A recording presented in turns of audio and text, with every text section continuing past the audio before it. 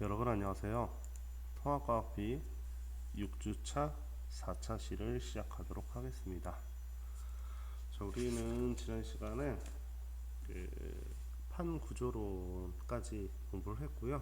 판 구조론 내용을 보게 되면 지구 표면은 여러 개의 크고 작은 판으로 구성되어 있으며 이 각각의 판들이 서로 다른 방향, 다른 속력으로 이동을 하면서 다양한 지각 변동이 일어나게 된다. 그러면 어떠한 원리, 어떤 힘으로 판이 이동하게 된다고 그랬냐 하면 벤틀의 대류였죠. 벤틀의 대류가 존재하는 건 온도 차이로 인해서 멘틀의 열 대류가 있게 되고 멘틀의 상승부랑 하강부가 구분이 된다, 이렇게 이야기를 했습니다. 자, 오늘은 이어서 판의 분포에 대해서 이야기를 하도록 하겠습니다. 자, 여러분들 가지고 있는 프린트에 있는 그림인데요. 판의 분포는 다양한 판들이 있다 하는데 우리나라 주변을 보게 되면 우리나라는 통상적으로 유라시아판에 속해 있습니다. 유라시아판에 우리나라는 여기 있죠. 유라시아판에 속해 있고요. 이게 여러분들이 잘 봐야 될 거는 어디냐면 빨간색 화살표들이 좀 흐릿하긴 한데 화살표들이 있어요. 이 화살표들의 의미는 뭐냐면 판의 이동 방향이 되겠습니다. 그러면 우리 주변에 있는 요 태평양판 있죠? 태평양판이 어떻게 이동하고 있냐면요. 여기 코커스판, 나스카판, 남극판과의 경계 부분에서 계속 이동을 하고 있죠. 어느 방향으로? 북서 방향으로. 그러면서 유라시아판과 부딪히는 데가 일본이 돼서, 그다음에 필리핀판이 돼서 여기 일본에서는 이제 화산과 지진 활동이 많이 있게 되는 것입니다. 그러면 여기 판의 경계가 될 텐데요. 색깔이 다르니까 화살표 이렇게 모이는 곳과 화살표 이렇게 퍼지는 곳과 그다음에 여기 동그라미가 있는데 화살표가 서로 비껴가는 곳, 이렇게 세 가지로 판의 경계를 나눌 수가 있습니다. 먼저 아까처럼 여기 화살표 이렇게 양옆으로 퍼지는 곳 있죠? 여기 발산형 경계가 되고요. 여기는 멘틀이 상승하는 곳, 멘틀이 상승해서 새로운 판이 만들어져서 이동하는 곳이 되겠고요. 그 다음에 여기 비껴가는 곳 아까 여기였죠? 북아메리카판과 이제 여기 뭐 태평양판 것과 사이에 뭐 이제 또 작은 판들이 껴있긴 하는데요. 거기 이제 변환단층이 존재하는 보존형 경계. 그다음에 수렴형 경계, 이렇게 세 가지로 나눠지는데요. 수렴형 경계는 크게 세 가지 경우가 있는데 여기는 지금 두 가지만 나와 있죠. 대륙판과 대륙판, 대륙판과 해양판. 그다음에 이제 여기 필리핀과 태평양판 사이에 이제 이런 데서는 해양판과 해양판, 이렇게 세 가지 경우가 있게 되겠습니다. 그래서 지형들을 좀 보게 되면 먼저 프린트 같이 볼게요. 프린트의 발산형 경계 있죠. 발산형 경계는 중요한 내용이 멘틀 대류가 상승하는 곳이다. 그 다음에 멘틀 대류가 상승하면서 화산 활동 및 지진이 일어나게 되는데 지진은 천발 지진만 주로 일어난다. 신발 지진은 잘 일어나질 않아요. 왜냐면 멘틀이 상승을 하는 곳이기 때문에 온도가 높겠죠. 뜨겁겠죠. 그 때문에 지진이 진원 깊이가 깊은 곳에서 일어나지 않고 얕은 천발 지진만 주로 일어나게 된다. 그 다음에 해령과 열곡대가 생기고, 저 해령은요 여기 대표적으로 대서양 중앙해령 있죠. 북아메리카랑 뭐 유라시아판의 유럽 있는 쪽, 여기가 이 중앙해령, 바다 물 속에 있는 거예요. 그래서 여기는 해양판과 해양판의 발산에서 만들어지는 지형, 해령이 되겠고요. 대륙판과 대륙판의 발산도 많지는 않지만 있긴 있어요. 어디에 있냐면 아프리카 동쪽이거든요. 아프리카의 동쪽이, 이게 이제 사우디아라비아인 아라비아 반도죠, 그렇죠? 요 사이에, 요 아래쪽에 보게 되면 아프리카 동부에 대륙판과 대륙판이 발산하는 열국대가 존재하죠. 하지만 공통점은 둘 다 멘틀이 상승하는 곳이라는 거. 근데 해양판과 해양판에서는 해령, 대륙판과 대륙판에서는 열곡대가 발달을 하게 된다, 이렇죠. 다음에 멘틀이 상승하기 때문에 새로운 판이 만들어진다, 생성된다, 이렇게 기억하시면 될 것 같습니다. 자, 특징을 보게 되면 멘틀 대류의 상승에 따라 해저 산맥인 해령이 형성된다. 물속에 이제 해저 산맥이 만들어진다는 거였고요. 자, 이 열곡대 같은 경우는 멘틀 대류의 상승에 의해 해령과 마찬가지로 마그마가 분출되지만 산맥을 형성하지 않고 V자형 골짜기가 만든다. 그래서 이제 거기에 이제 V자형 골짜기가 만들어진다 해서 열곡 이렇게 불러주거든요. 열곡대가 만들어진다. 그래서 주로 아이슬란드도 하나 있겠죠. 아이슬란드는 사실 대서양 중앙해령의 연결선이라고 보면 될 것 같습니다. 지각 변동, 해령을 따라 마그마가 분출되어 그게 이제 화산이 되겠죠. 화산 활동이 활발하고, 그다음에 지진은 발산형에선 천발 지진이 자주 발생하게 된다. 그 다음에 양쪽으로 이 판이 만들어지면서 이동을 하기 때문에 단층은 정단층이 주로 만들어지게 된다는 거 기억하시면 될 것 같습니다. 수렴형 경계인데요. 수렴형 경계는 판과 판이 만나는 곳이죠. 그래서 두 판이 가까워져 충돌하거나 섭입판이 안으로 들어간다는 소리예요. 섭입해 소멸하는 판의 경계를 수렴형 경계 이렇게 이야기하고요. 여기는 아까 발산형 경계에서 멘틀 대류의 상승이었는데 수렴형 경계에서는 멘틀 대류가 하강하는 곳이 되겠습니다. 하강하는 곳에서 발달하게 되고 주요 지형은 해구, 습곡산맥, 호상열도가 되겠습니다.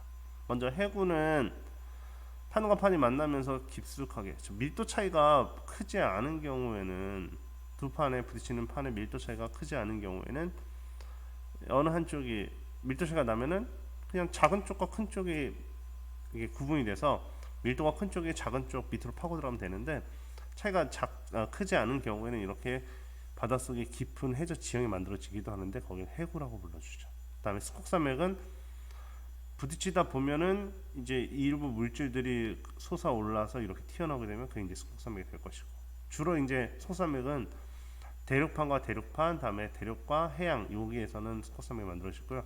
해양과 해양에서는 습곡산맥이 만들어지지 않고 그때는 이제 호상열도 만들어지겠죠. 호상열도는 뭐냐면 섬이에요. 화산섬인데 이 해구랑 나란하게 이 화산섬이 발달하는 걸 호상열도 이렇게 부릅니다. 다음에 여기 베니오프데는요. 여기 베니오프데 써 있죠. 자, 여기 보면 색깔이 보이시는지 모르겠는데 녹색이 천발, 다음에 분홍색이 중발, 다음에 보라색 쪽이 신발 지진이 될 텐데요. 진원 깊이가 점점 깊어진다는 거죠. 자, 뭐냐면 베니오프데는 수렴형 경계에서 판의 경계를 기준으로 대륙판 쪽으로 가면서 진원 깊이가 점점 깊어지는 지진대. 이걸 베니오프데라고 부릅니다. 발견한 사람 이름을 붙인 건데요. 베니오프 지진대, 베니오프데 이렇게 불러주는데 베니오프데는 판의 경계, 수렴형 경계에서 대륙판 쪽 또는 다르게 표현해도 돼요. 뭐냐면 밀도가 작은 판 쪽으로 갈수록 진원 깊이가 깊어지는 지진대를 베니오프 지진대 이렇게 불러줍니다. 다음에 화산 활동과 천발 지진, 다음에 신발 지진. 아까 발산형 경계에서는 천발 지진이 주로 일어난다고 했는데 수렴형 경계에서는 신발 지진도 일어납니다. 이렇게 깊은 데서. 다음에 두 판의 충돌로 아까 발산형 경계에서는 정단층이었는데 수렴형 경계에서는 역단층, 다음에 습곡이 발달을 하게 된다. 이런 차이점이 있죠. 근데 수렴형 경계 조금 더 보게 되면 아까 세 가지 경우가 있다고 했죠. 대륙판과 대륙판, 대륙판과 해양판, 해양판과 해양판 세 가지가 있게 되는데 대륙판과 대륙판은 상대적으로 이제 대륙판에 비해서 해양판의 밀도가 크거든요. 근데 작은 애들끼리요. 밀도가 작은 두 대륙판이 충돌하여 부딪혀서 어떻게 되냐면 상승을 한 거지 이렇게 해서. 그래서 만들어진 게 습곡산맥이죠. 여러분들 프린트에 여기 아마 빈칸일 거예요 아마. 습곡산맥이 만들어지고요. 주로 습곡산맥 발달한 데가 어디냐면 히말라야 산맥과 알프스 산맥이 되겠습니다. 다음에 대륙판과 해양판이 만나는 경우에는 밀도는 해양판이 크죠. 그래서 밀도가 큰 해양판이 대륙판 아래로 들어가는 남아메리카판이 대륙판이 될 것이고 나스카판, 이 나스카판은 태평양판 바로 옆에 있는 작은 판이었죠. 들어가는 경우. 그러면 이제 밀도가 큰 해양판이 밑으로 들어가면서 해구가 발달하겠죠. 그 다음에 여기 있는 일부 물질들이 부딪혀 상승해서 올라가면 습곡산맥이 만들어지죠. 그게 이제 여러분들 알고 있는 안데스 산맥. 대표적인 스콕산맥이 되겠습니다. 또 지형은 해구 호상열대 스콕산맥이 발달할 수 있습니다. 주로 페루, 칠레 해구 수렴 경계, 다음에 안데산맥이 만들어졌다. 그다음에 해양판과 해양판의 수렴은 밀도가 큰 해양판이 밀도가 작은 해양판 밑으로 섭입해 소멸하며 해구 호상열대가 만들어진다. 자, 세계에서 가장 깊은 바다가 여기 마리아나 해구죠. 마리아나 해구는 해양판인 필리핀판과 해양판인 태평양판이 이제 서로 부딪혀 수렴하면서 이제 태평양판이 필리핀판 밑으로 들어가게 된 거죠. 밀도가 더 크니까. 그러면서 깊은 바다 해구가 만들어지고 다음에 섬이 만들어졌다. 그래서 필리핀 뭐 요 근처에 화산섬들이 존재를 하죠. 그래서 이 세 가지의 수면 경계에서 세 가지의 경우를 갖다가 찾아봤고요. 그래서 지형 같은 경우는 여러분들이 알아두시면 좋을 것 같습니다. 다음에 마지막으로 나오는 보존형 경계인데요. 보존형 경계는 이동 방향이 반대인 아까 어디에 있었냐면요. 자, 앞으로 가서 이 동그라미 있는 데 있었죠. 그렇죠?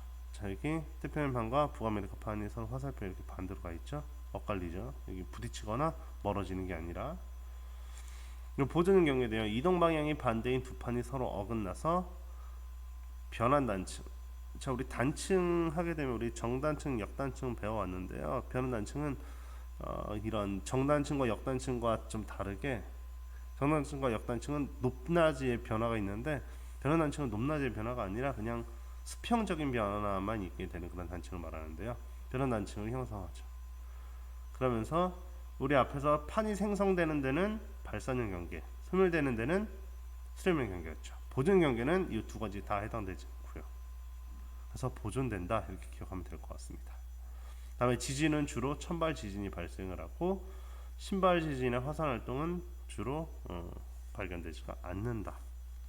그래서 대표적으로 산안드레아스 변환 단층. 우리 영화 그 유명한 영화 중에 산안드레아스 있죠, 그렇죠? 산안드레아스가 요 변환 단층으로 인해서 큰 지진을 다룬 영화거든요. 여기가 어디냐면 아까 그 동그라미 쳐 있던 데 있죠. 그 미국 캘리포니아 쪽 서부 쪽에. 그다음에 해령 부근의 변환 단층. 뭐냐면 자, 여기 해령이에요. 여기 표시는 안 했지만 해령과 해령이 있죠. 그럼 우리 해령을 기준으로 양옆으로 이동한다고 했죠. 이렇게. 그러다 보면 해령이 뭐 쭉 연결된 게 아니니까 이 사이는 지금 엇갈리게 돼 있죠. 그래서 이 사이가 보존형 경계가 되겠습니다. 자, 그래서 오늘 배웠던 내용은 이제 판 경계의 종류에 대해서 간단히 적어주시면 좋을 것 같아요. 판의 경계에는 발산형 경계, 수렴형 경계, 보존형 경계가 있는데 발산형 경계는 멘틀이 상승하는 것, 멘틀 대류의 상승, 수렴형 경계는 멘틀 대류의 하강이 있고 각각의 지형들과 이제 여러분들이 알아둬야 될 게 이제 뭐 지진 있죠. 화산과 지진에 대해서 뭐 발산형은 천발 지진이 주로 일어나고 화산 활동이 잘 일어난다.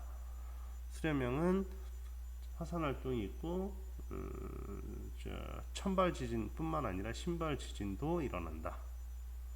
그다음에 보존형은 천발 지진이 주로 일어나게 되고 화산 활동은 거의 일어나지 않는다. 뭐 이런 등등의 내용을 한번 정리를 해두시면 되겠습니다. 자, 이것으로 수업을 마치겠습니다.